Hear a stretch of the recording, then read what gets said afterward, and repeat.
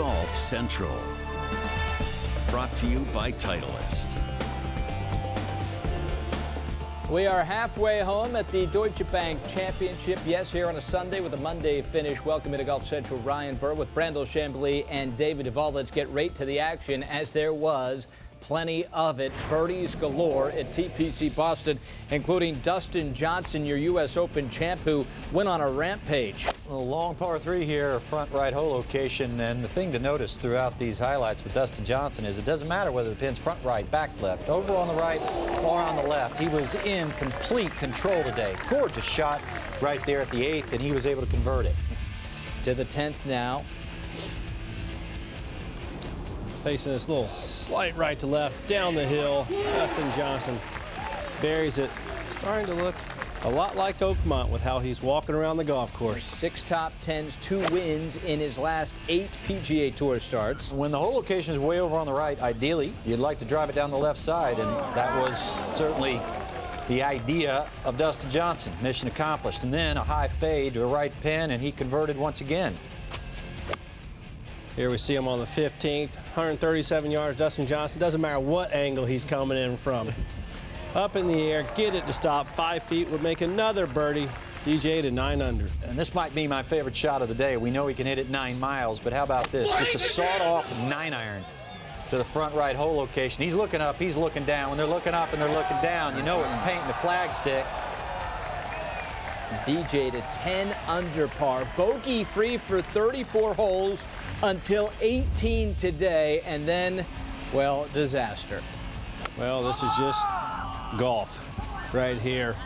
Beautiful execution all through the first 2 rounds. This one was just a wild miss hit. You can see the ball curving hard to the right in the air. He would go on into the hazard, would end up making a double, unfortunately, on the par 5 18th. Let's get to Jimmy Walker, your PGA Championship winner. Man, he is trying to get back to business. He has missed back-to-back cuts. The last time he did that was 2013 at the Open, the PGA in Wyndham. He was a different man then. He is a PGA champion now, and he certainly looked like it today.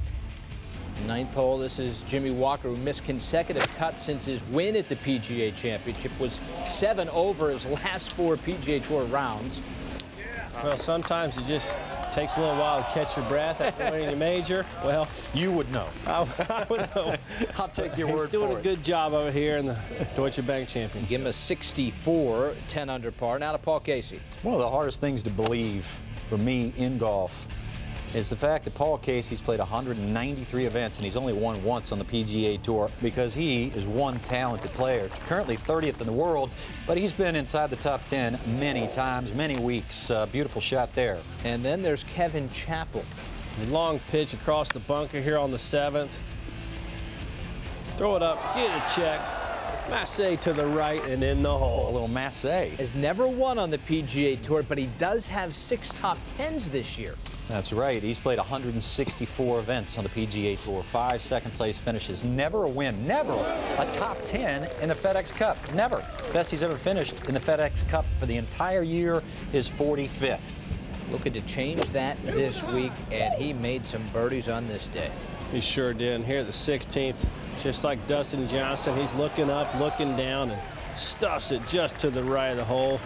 Would make his birdie. End up shooting 64 today, finishing 11 under par. Yeah, that is his lowest score on the PGA Tour this season, the 64 for Chappell, as you get a look at the projections on the right and where they started in the FedEx Cup standings. Of course, it is a Monday finish, so we are only halfway home, but look at that leaderboard heading into the 3rd round on Sunday. For Paul Casey, well, it's about turning back the clock. The results haven't been anything like they were in 2010. I'm not, where I was in the world rankings at that stage. But yes, there are some similarities in terms of how I feel with the golf game and the control I feel like I've got with the golf ball. That hasn't been that way, through majority of this year, but it feels like it's coming around, and it doesn't guarantee anything this Sunday or Monday, but like I say, it's trending in the right direction. I had a week and a half off, and things get a little out of whack, and just trying to put it all back together. And I've been chipping and putting really solid, putting really good. It was just a matter of finding a few more fairways, and yesterday I didn't hit many, but It was a grind yesterday. We're making a lot of par putts and made a bunch of good birdie putts too, the ones I had. And then today was more fairway green. It felt way more in control than yesterday. I know it's going to be a long weekend, and that's one thing I've learned is that, you know, you have to be patient, and it's going to take a while. The next 36 holes are going to seem like a long time for me, but you know, I feel comfortable in the situation, and each time I get near the lead, I feel more comfortable, and you know, I really feel like I've handled myself well in the situations I've been in this year, and can really pull from that and use the people around me. Like, there's no secret. The more I'm smiling, the more I'm having fun, the better I'm playing. And you know, they kind of go hand in hand. But when at some point in time during the next 36 holes, it's not going to go my way, and it's going to be about how I handle that and how I move forward from that. This is the fourth time Kevin Chappell has led a PGA Tour event through 36 holes. As I said, he's never gone on to win, making his 165th start this week. His best finish with the 36 hole, tied for second back at the Valero in 2011. So a pretty impressive leaderboard, especially when you think what the likes of Jimmy Walker and Dustin Johnson did here on this Saturday. And when you look at DJ, 18th hole was standing. It was some kind of display. Well, I doubt there's that many people in the world who have seen more great golf than Roger Maltby up close. And when you get Roger Maltby oohing and on, you know you're doing something special. I remember listening to Johnny Miller once, who knows a thing or two about hitting a great golf shot, said he liked to hit his driver as hard as he could and hit the shortest irons on the PGA Tour. He also probably hit the straightest irons for a period of time. And that's what I was thinking about when I was watching Dustin Johnson today at the 16th hole.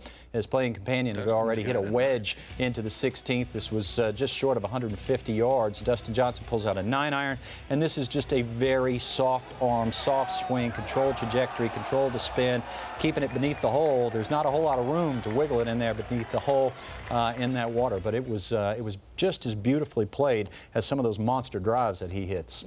No doubt about it. You take a look at the leaderboard, and there's Kevin Chappell, who we talked about, David. 165th start, 6 top 10, so he's playing consistent golf this year, but looking for that first W with some big names on the board. How do you think he fares? Well, I think he's going to do fine. That first wing can be elusive. I know the failing of a major, and also know how elusive the first wing can be. Okay, I got you on that. You know, I got one of them. Right? Yeah. So, but you know, we were talking earlier, and right here on my list of kind of people I'm watching is Kevin Chappell at number 19 on the Ryder Cup list, and I guarantee you Captain Love is looking at him right now. And so something for Kevin Chappell headed into the final 2 rounds, he could accomplish a Ryder Cup pick and a victory. I mean, how sweet would that be? Because if he wins this golf tournament, it's hard not to see him being a pick. Tough to keep that out of your mind, though. Yep. Well, it is, but that's why it is so elusive to win and so difficult on the PGA Tour. There's so much at stake every week because your life does certainly change if you do finally break through and win. And Davis Love says he's looking at about 40 names, and we've talked about 40 guys that could end up